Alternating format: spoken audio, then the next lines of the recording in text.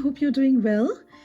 As this unusual and exceptional year is coming to an end, I thought I'd do a series of videos to capture all the fragrances I wore and loved, and also fragrances I didn't reach for or didn't like. I also blind bought a lot of fragrances this year, and I will also have a hits and misses video or videos, depending on how long they'll end up being. So if you're interested, please keep watching and stay tuned. And if you like this kind of content, please subscribe to my channel. And remember to hit the bell icon so you don't miss any videos.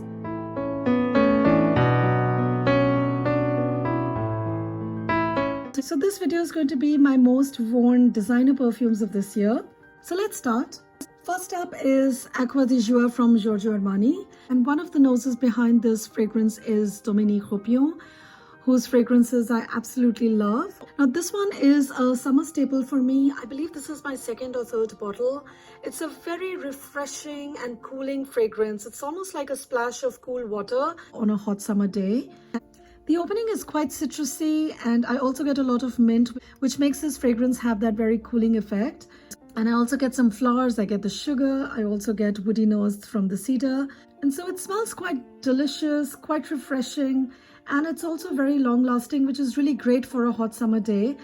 And I have got a few compliments when I've worn this. People ask me, oh, what are you wearing? You smell so fresh. And I usually don't go for the second bottle after I finish the first, because I'm usually over my perfumes after my first bottle. But this one I ended up going for the second one because I liked it so much. I waited. I thought maybe I'd get over it and I wouldn't miss it, but I was missing it. And so I brought it back in my collection, and I think this is going to remain in my collection for quite some time. Next up is 3 Lampa from Dolce & Gabbana. This is from the Anthology collection. This was new for me this summer, and I quite enjoyed wearing this one as well on a hot summer day because it's very fruity, smells like a guava, and it smells very refreshing. But honestly, it gets a little bit tiresome after a while. I do get bored of it after I've been wearing it for a few days in a row. And that's, I guess, because it's a fruity floral fragrance, which is not really my favorite type of fragrance. But because it has guava, which is a note I don't find in a lot of fragrances, and I love guava. It's one of my favorite fruits. I really like a ripe guava, and that is what this smells like. I get guava, I get watermelon. It's very aquatic, very fresh, like a fruit bowl. And I don't always enjoy smelling like a fruit bowl, which is why even though it is my most worn, it's not really my absolute favorite fragrance. But then this video is not about my favorites, it's about my most worn fragrances. And I did wear this one quite a bit. Next is Paris from Yves Saint Laurent. This one is a spring and summer staple for me as well. This one to me is a very green, powdery, woody floral fragrance. I absolutely love it. It is such a pretty rose and jasmine fragrance. It's so crisp and sweet and green and quite powdery. It's a classy and ageless perfume. It's very long lasting. It has a beautiful sillage and projection and very good performance. It opens up quite green and very floral, and then it turns into this really beautiful rose and jasmine. It reminds me of spring, like the fresh green leaves and flowers. And it's just a very happy, cheerful fragrance. I absolutely love this one, and this will always remain in my collection as well. Next up is Dolce & Gabbana's Light Blue. This is a really gorgeous fragrance. It's very lemony, it's fresh, sweet, and airy. I used to love it on a coworker, and for a long time I wanted to get it, but I didn't because I had something else that I thought was similar to this. But now that I have it, I think they are both very different fragrances. And that one is Lanvin's Éclat à Berge. I don't know why I thought they were similar, but they're not. So I'm glad I got this one. I do wish, however, that the performance would be better on this one, because I have a feeling that the longevity of this one has gone down ever since they came out with the Intense Flanker. Because although I never owned it, I used to test it quite often and it would stay a long time on me. But now that I have my own bottle, I feel it doesn't last quite as long, and it becomes quite light after a few hours and then it's gone. So let me know if that's your experience as well with this one. Maybe they want to push the intense version and that's why they've weakened this. I don't know. But to me, this smells very fresh, citrusy and woody. And this one also feels very cooling and refreshing, perfect for summers. The next fragrance I wore a lot is Solino's Flirty. I have done a review of this fragrance, so I will link that video as well. This one smells a little bit like Laura Mercier's Fig Gourmand. It is a very sweet, green, milky fragrance. It smells quite a bit like a fig milkshake. And I always thought that I didn't like fig, but I started liking it over the summer this year. And also this year, our very sweet and generous neighbors invited us to use their pool. And they also have a fig tree, which we looked after for them for a while when they were on vacation. And when we would go there, we could smell the fruit, the leaves, the tree.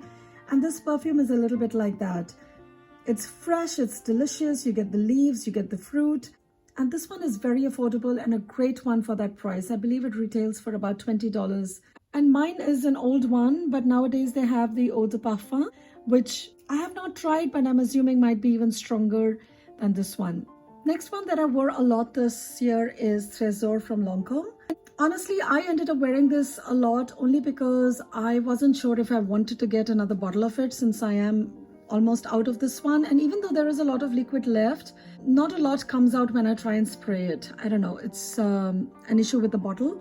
And so I wasn't sure if I wanted another bottle, if I was over it. So I wore this to see if I really liked it enough to get another bottle, and I realized that I do. This one is a very lovely peachy rose fragrance. It has peach, apricots, pineapple, and it also has a lot of flowers like iris, jasmine, heliotrope, and the dry down is very ambery and musky.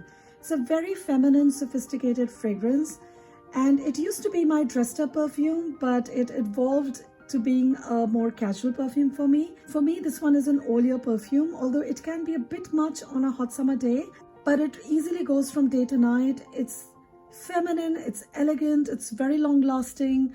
Sillage and projection are moderate, but I get whiffs of it throughout the day. It just feels special. It just feels dressed up. It feels nice.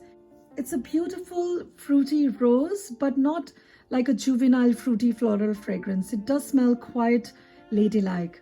The next one that I wore a lot is Chanel No. 5 Low.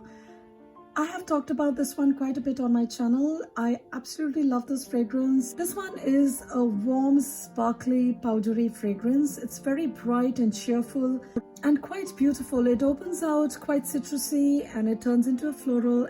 And the dry down is very woody and powdery. It's a beautiful, beautiful fragrance. For this one, I always think I should get the 6-7 ounce bottle because I use it so much, and that one would be definitely much better value for money. But the thing is, I carry my fragrances with me in my bag, and that one I feel will be too big. This one already is quite big at 100 ml. I'd probably have to start decanting my fragrances or maybe get a travel spray from Chanel. I'll see. This one is a very modern, light, fresh take on the original No. 5, and I do love that one as well. But that is more like an evening or a special occasion or a more serious fragrance. It's beautiful, it's very elegant, but this one is a bit more bright, more easy grab, very cheerful. This is the one I reach for when I can't think of anything to wear, and I know this is what will go with anything, any occasion, any place. This is going to work. This one for me is an all-year fragrance, all-occasion fragrance. It easily goes from day to night. It's an absolutely perfectly beautiful fragrance. The next one that I wore quite a bit is Idole from Lancome. So this is a really gorgeous rose fragrance, but it is a fruity rose. It has pear in it, and so the rose is quite sweet. Honestly, not my favorite, but I love the dry down because this is a chypre fragrance, and I love when it dries down. It smells very woody. The rose gets a lot softer. At least on me, the fruits almost disappear. It starts out very sweet, fruity, a bit citrusy, and the rose is very intense, very, very sweet, very jammy, very fruity. And then the fruits kind of settle down. And what I get is a lovely, beautiful, soft rose. And the dry down is very woody on me, very woody, very musky. And this one is also quite a versatile fragrance. I think it easily goes from day to night, can be worn throughout the year. Although I enjoy it more in spring and fall, but I can see myself wearing it any time of the year. A pretty nice one. Next up is Diva from Emmanuel Ungaro. This one is a new addition to my collection. I bought it only this year, but I have been enjoying this quite a bit. It is a chypre floral, and I love chypre. It has two types of roses. It has spices, it's got flowers. So this one smells like a perfume of the 80s, which it is. So it does smell quite vintage, but I don't mind that. I actually enjoy it. It is very strong, does last a long time, very big on sillage, projection. And it is a chypre, so it smells very crisp, very green, very woody, very mossy, and it's absolutely gorgeous. And I like how it changes throughout the day. You start out with the chypre and then it turns into this lovely floral. And then you have this very strong, slightly animalic, sweet, rosy, ambery dry down. It's really quite nice actually. This is a very dressed up fragrance, but I wore it during the lockdown because there's nothing else to do. And if you can't go out, you can at least wear perfume. So I needed something to feel special. So I would bring out my makeup, do my face, and I would apply this. It is a very strong fragrance, so you don't need a lot of it, but I have still made quite a dent on this one because it just makes me feel dressed up and elegant and sophisticated and forget about this dreadful lockdown for a while. And so it's a really pretty one. And the last one that I wore a lot this year is Youth Dew from Estee Lauder. It doesn't seem like I used a lot, but this is a very strong fragrance, guys. You don't need too much. I am absolutely loving this fragrance. It's a very spicy fragrance, and I usually don't like spices, but this one has kind of converted me. I love it. It smells really beautiful, especially in the fall and winter months. I have been enjoying this quite a bit. It has a lot of spices. It's got fruits and flowers and a whole bunch of amazing notes. The opening is quite spicy, but it's very grounding. It's very, very earthy and yet very, very sensuous. It's a very enticing, warm fragrance, and the dry down is just amazing on this one. It's sweet, it's a bit smoky, it's spicy, it's powdery, it's got a lot of amber, and it's just amazing. I absolutely love this one. This doesn't get talked about much these days, but it is a classic, guys. It is quite affordable as well. It comes under $50. And if you like spicy fragrances, you should definitely check this one out. And although it is from the 1950s, it doesn't smell that old to me. I still think it's very much wearable even today. So those were my most worn fragrances, guys. I hope you enjoyed this video. Do let me know in the comments below what were your most worn fragrances of this year. Please give this video a thumbs up if you liked it and subscribe to my channel. And do remember to hit the bell icon so you don't miss any videos. Thanks so much for watching. I'll see you in my next video. Bye-bye.